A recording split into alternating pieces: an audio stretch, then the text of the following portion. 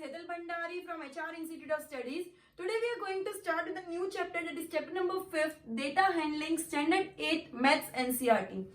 अब अपन इस चैप्टर में कौन कौन से टॉपिक्स पढ़ने वाले हैं, उसका इंट्रोडक्शन पार्ट की वीडियो जिसके अंदर मैं सब टॉपिक्स शॉर्ट में समझा दूंगी। क्लियर? ब्रीफ में सब टॉपिक्स कौन कौन से डायग्राम अपन पढ़ने वाले, डायग्राम कैसे ड्रॉ करते हैं, उनमें क्या डिफरेंसेस है, किस टाइप के डेटा के लिए किस टाइप के डायग्राम ड्रॉ किए जाते हैं, वो सब ब्रीफ में इस लेक्चर में समझाऊंगी। जितने भी डेटाज है उन डेटाज के लिए कौन से डेटा के लिए कौन से टाइप के फिगर्स ड्रॉ किए जाते हैं, कौन से टाइप के, जैसे कोई bar diagram, histogram, pie chart, tally marks, ये सब किसके लिए, कौन से डेटा के लिए कौन से टाइप के डायग्राम्स यूज होते हैं, वो इस वीडियो में समझाऊंगी। That is the introduction video of chapter number 5, data handling. Okay, so to start with, सबसे पहले मैं बताऊंगी कि बार ग्राफ्स क्या होता है। बार ग्राफ्स क्या होता है? बार ग्राफ्स अपन ऑलरेडी पढ़ चुके हैं स्टैंडर्ड 6, 7 दोनों में, ठीक है। ओके, सो ये होता है y एक्सिस एंड ये होता है x एक्सिस। अब ये होता है ओरिजिन, दैट इज 0। अब बार मतलब क्या होता है? इक्वल विथ के बार्स होते हैं।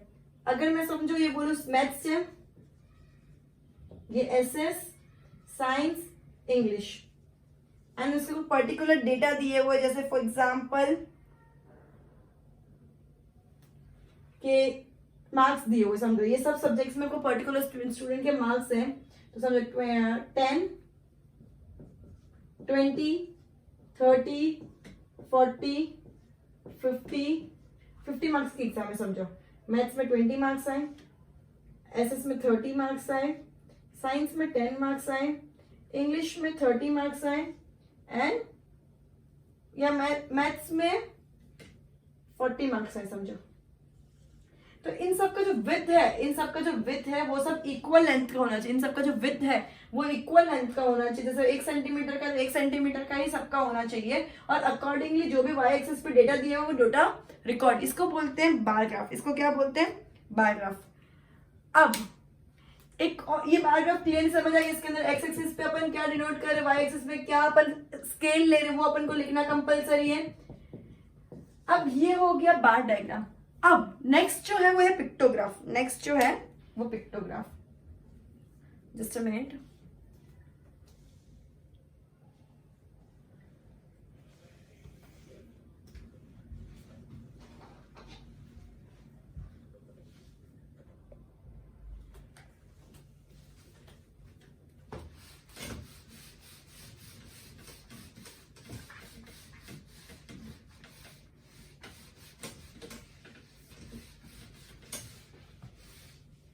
ओके, समझो अगर कार्स बेच रहे हैं या समझो एप्पल बेच रहे हैं, ठीक है, तो डेज वाइज भी देख सकते हैं और मंथ वाइज कितने एप्पल बिके, ठीक है।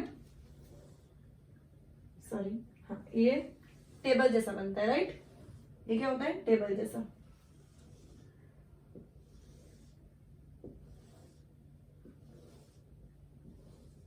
समझो मैं जैन से लेके मई तक का डेटा देख रही हूँ एप्पल्स का, तो Jan, Feb, March, April and May, ठीक है। अब जब हम स्केल लेते थे वो स्केल में लिख दूंगी ऊपर। अब 100 इज इक्वल टू 1 एप्पल का शेप। इसके अंदर अपन को शेप ड्रॉ करना है। 100 is equal to 1 apple. Clear? मतलब एक एप्पल ड्रॉ कर रही हूं, मतलब 100 एप्पल सोल्ड हुए। समझो जनवरी के मंथ्स में 300, फरवरी में 350, मार्च में 200, अप्रैल में 700 एंड मई में 450 फॉर एग्जाम्पल। तो मैं इसे कैसे ड्रॉ करूंगी? 3 apples.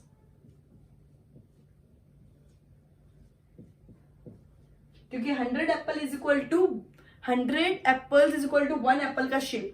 100 apples is equal to, ये क्या है? 1 symbol is equal to 100 apples. तो ये 3 सिंबल ड्रॉ करूंगे तो 300 एप्पल्स हो गया। 3 सिंबल ड्रॉ करूंगे तो 300 एप्पल्स हो गया। 350 मतलब ये 3 तो होंगे,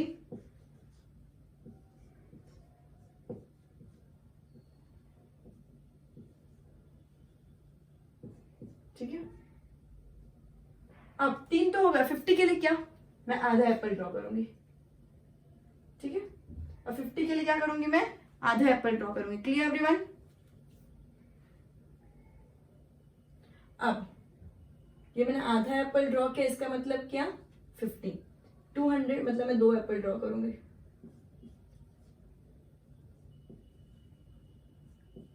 ठीक है। तो ये 2 एप्पल ड्रॉ किया मतलब 200, 7 एप्पल्स ड्रॉ करूंगी मतलब 700,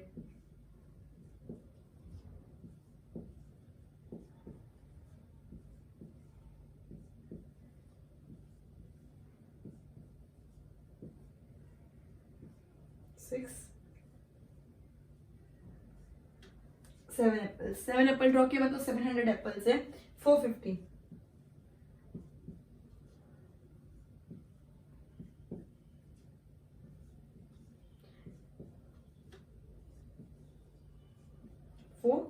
एंड 4 एप्पल्स हो गए। 50 के लिए क्या करूंगी, आधा एप्पल, ठीक है। 50 के लिए क्या करूंगी, आधा एप्पल मतलब क्या है, 450। इसको बोलते हैं पिक्टोग्राफ, इसको क्या बोलते हैं, पिक्टोग्राफ। मतलब फोटो, अगर कार्स हो तो कार ड्रॉ करना है, बॉल हो तो बॉल ड्रॉ करनी है, बैट हो तो बैट, तो जो भी चीजें हैं उसका डायग्राम ड्रॉ करना है, जो भी चीजें उसका डायग्राम ड्रॉ करना है। Clear everyone. तो इसको बोलते हैं पिक्टोग्राफ, इसको बोलते हैं पिक्टोग्राफ। ये कब होता है, जब यूजुअली डेटा डिस्क्रीट होते हैं, मतलब सिंगल सिंगल डेटा दे दिए होते हैं, जैसे 400, 450, 20, जैसे मार्क्स दिए होते 30, 40, 50, 60। क्लियर। अब जब ग्रुप डेटा दिए हुए, क्लास इंटरवल्स दिए, तब क्या करना है वो बताते। पहले देख लिया अच्छे से। अब जब क्लास इंटरवल्स दिए तब क्या करना है, राइट, या ग्रुपिंग ऑफ डेटा दिए तो क्या करना है।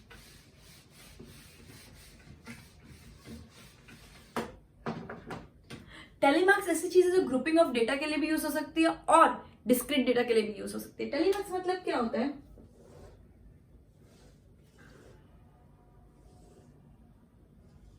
या तुमको इंडिविजुअली दिया होगा कि 10, 15, 2, 3, 7, 6, तो कौन कौन से डेटा है, समझो 0 to 5 के अंदर है, तो मैं क्या करूंगी,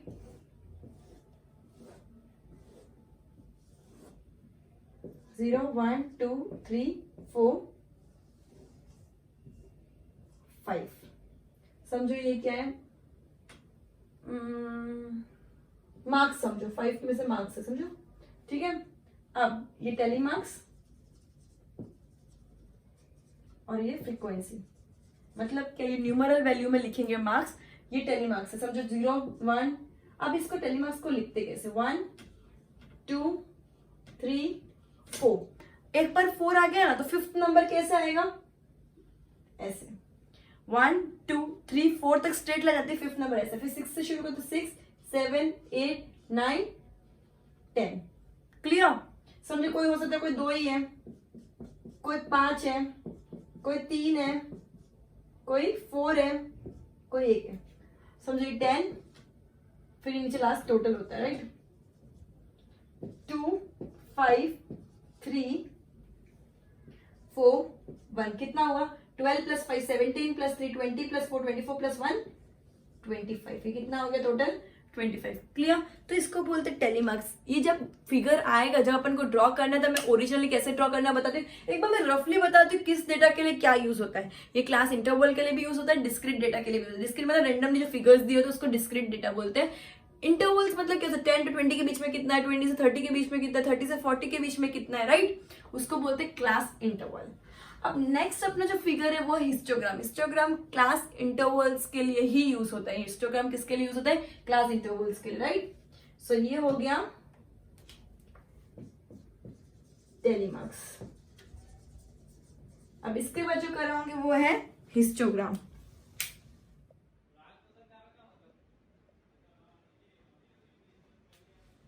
ओके, तो नेक्स्ट टॉपिक मैंने क्या बोला, हिस्टोग्राम।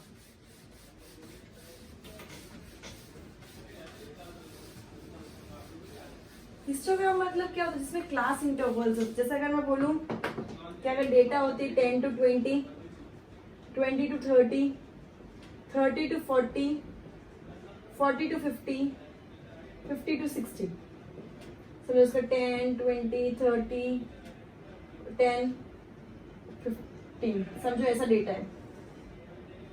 ये ग्राफ हुआ।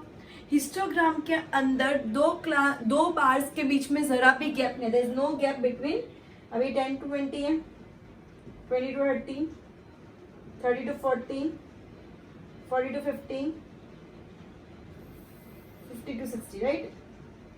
सो ये क्या है, अगर ये 10 है, ये 20, 30, 40, 50, तो 10 to 20 कितना है, 10।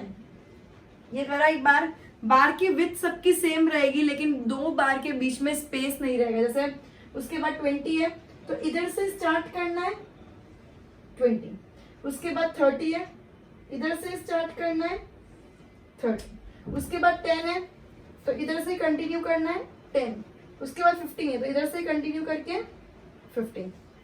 ओके एवरीवन, तो इस तरह से बनाना है हिस्टोग्राम। हिस्टोग्राम के अंदर दो बार्स के बीच में जरा भी गैप नहीं होता, दो बार्स के बीच में जरा भी गैप नहीं होता है, सब एक दूसरे से टच में होते हैं, सब एक दूसरे से टच। बार ग्राफ और हिस्टोग्राम में सबसे मेन डिफरेंस क्या है, बार ग्राफ के अंदर गैप होता है एंड उसके बाद इक्वल विड्थ के बार्स होते हैं। हिस्टोग्राम के अंदर क्या होता है, बार तो इक्वल विड्थ के होते हैं लेकिन गैप जरा भी नहीं होता। हिस्टोग्राम और बार ग्राफ के अंदर ये डिफरेंस। सेकेंडली, क्लास इंटरवल होना compulsory in histogram, class interval is compulsory in histogram.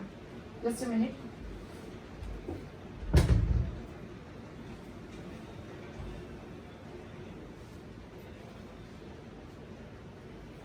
Let's start with exercise 5.1. Let's start with exercise 5.1.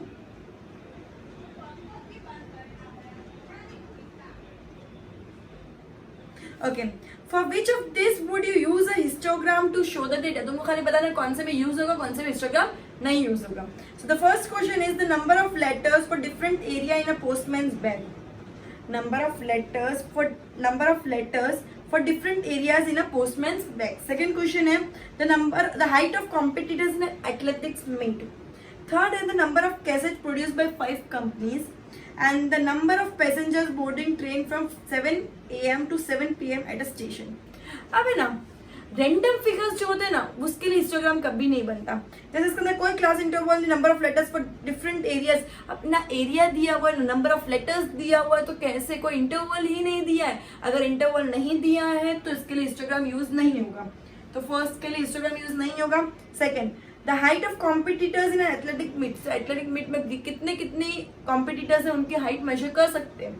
Athletic meet में कितने कॉम्पिटिटर्स हैं उनकी हाइट मेजर कर सकते हैं। तो वो इंटरवल दे दिया, हाइट भी इंटरवल में होती है हमेशा, जैसे 5 to 6 feet, 6 to 7 feet, समझ आया।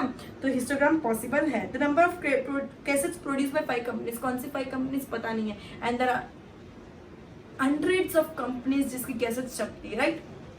The number of passengers boarding train from 7 AM to 7 PM at a station. तो अपन पैसेंजर्स काउंट कर सकते हैं कि 7 AM to 7 PM कितने, क्लास इंटरवल दे दिया ना, 7 AM to 7 PM के बीच में कितने पैसेंजर्स जा रहे हैं, तो क्लास इंटरवल में डिवाइड कर सकते हैं। सो B and D में हिस्टोग्राम यूज होगा, A and C में हिस्टोग्राम पॉसिबल नहीं है। Clear everyone, B and D में हिस्टोग्राम पॉसिबल है, A and C में हिस्टोग्राम पॉसिबल नहीं है। Okay, the question number 2, the shoppers who come to a departmental store are marked as man, woman, boy and girl. The following list gives the shoppers who came during the first hour in the meeting. Okay, so तुम लोगों को दे दिया man के लिए M, women के लिए W, girl के लिए G एंड बॉय के लिए B। तो ये 4 डेटा है, तो टेलीमार्क्स करेंगे। डिस्क्रीट डेटा दिए हुए तो क्या करूंगी मैं, टेलीमार्क्स करूंगी। जब भी डिस्ट्रक्टिव डेटा दिए तो क्या करेंगे, टेलीमार्क्स।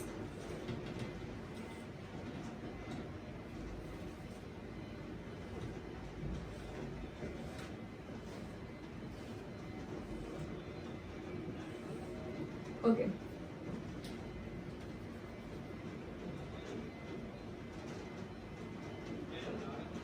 द क्वेश्चन इज, ये क्या है, shoppers, telemarks, frequency, man, woman, girl and boy. So the first one is W. W मतलब woman. इधर मैं सिंबल भी लिख देती W M G B, right. So W है, W में एक करा, नेक्स्ट वापस W, W में दूसरा क्या, उसके बाद भी W 3, फिर गर्ल, फिर बॉय, फिर वुमेन 2 बार, तो 1 बार किया, फिर 4 के बाद 5वां ऐसा करना. मैंने पहले भी बताया था टेलीमार्क के अंदर 4 के बाद 5th ऐसा होता है. फिर वापस फिर मैन, फिर 2 बार गर्ल, उसके बाद 2 बार मैन, फिर 4 बार वुमेन, 1 2 3 4, ओके. फिर गर्ल एंड बॉय, उसके बाद मैन, फिर वुमेन, 10 हो गए वुमेन, फिर बॉय, फिर 2 बार गर्ल, तो 5th ऐसे हो जाएगा, 6th ऐसे हो जाएगा. फिर मैन, 5th हो गया, फिर 2 बार वुमेन, फिर 2 बार मैन,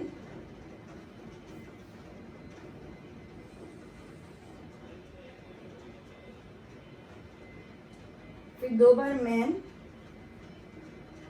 फिर 2 बार वुमेन, फिर एक और बार वुमेन, फिर मैन, फिर वुमेन, फिर बॉय, फिर वुमेन,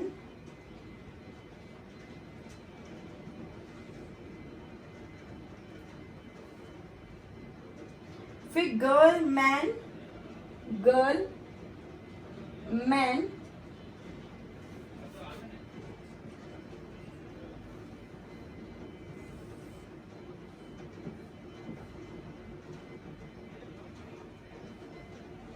ओके. फिर 4 बार वुमेन, 1 2 3 4, फिर गर्ल, फिर वुमेन, फिर गर्ल, फिर वुमेन, फिर 2 बार मैन, फिर 2 बार वुमेन,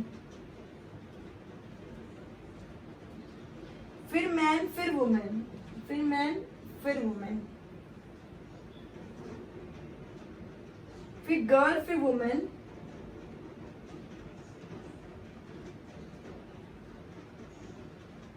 फिर मैन, फिर गर्ल, फिर वुमेन, फिर मैन, फिर गर्ल एंड फिर वुमेन.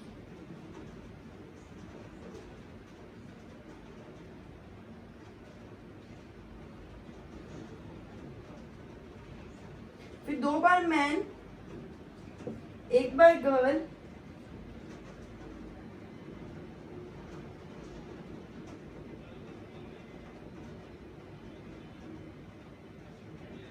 दो बार गर्ल है, 1 बार बॉय है एंड देन अगेन वुमेन. सो ये कितना हो सकता है, कुछ गड़बड़ है बिकॉज ये बहुत मैन वुमेन है तो देखने में प्रॉब्लम हो सकती है. ये कितना हुआ मेरे अकॉर्डिंग 15 10 5 10 15 20 25 एंड 3 28. 5 10 15 plus 2 17 and 5. सो अगर मेरे हिसाब से टोटल करूं सो 15 plus 28, 15 plus 28, 15 28 plus 10 38, 43, 43 plus 17, that is 43 plus 17, that is 60. 60 plus 5 65. तो ये क्या बोला है, टेलीमार्क करने के बाद बार ग्राफ बनाना है, टेलीग्राम करने के बाद बार, तो पहले इतना गो थ्रू कर दो फिर बार ग्राफ बना दो. ये एक्चुअली 5 10 एंड 2 12 है, तो ये क्या हो गया 60 हो गया. ठीक है, अब इसका अपन क्या बनाएंगे, बार ग्राफ बनाएंगे. इतना हो गया.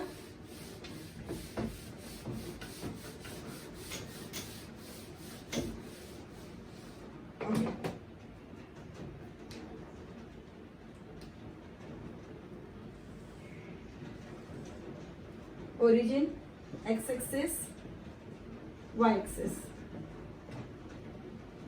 ठीक है, अब सबसे पहले अपन ने मैन लिखा था, फिर वुमेन, फिर गर्ल एंड फिर बॉय, राइट. एंड मैं इधर लेबल करती हूँ 10 20 30, ये 5 5 का डिफरेंस रख देते, काम करते 5 10 15 20 25 एंड 30, राइट। सो मेरे मैन कितने थे, मेरे मैन थे 50, नहीं मेरे मैन थे 15, राइट, मेरे मैन थे 15, ये मेरा एक बार ग्राफ हो गया। फिर मेरे वुमेन कितने थे, मेरे वुमेन थे 28, द हाईएस्ट। तुम लोगों को ग्राफ पेपर में बनाना ज्यादा क्लियरिटी आएगी, इसके अंदर ज्यादा क्लियरिटी नहीं आएगी, मैं रैंडमली बना रही हूँ। फिर गर्ल थी मेरी 12,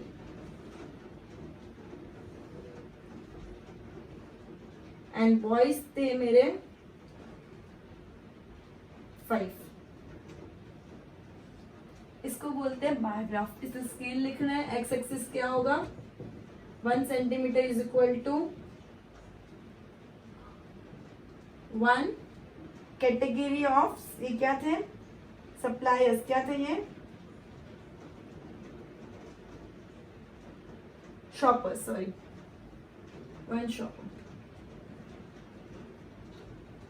1 gender shopper, okay. And Y axis 1 centimetre is equal to 5 shoppers, ये शॉपर छोड़ दो, 1 जेंडर लिख दो, and 1 centimetre is equal to 5 shoppers, okay.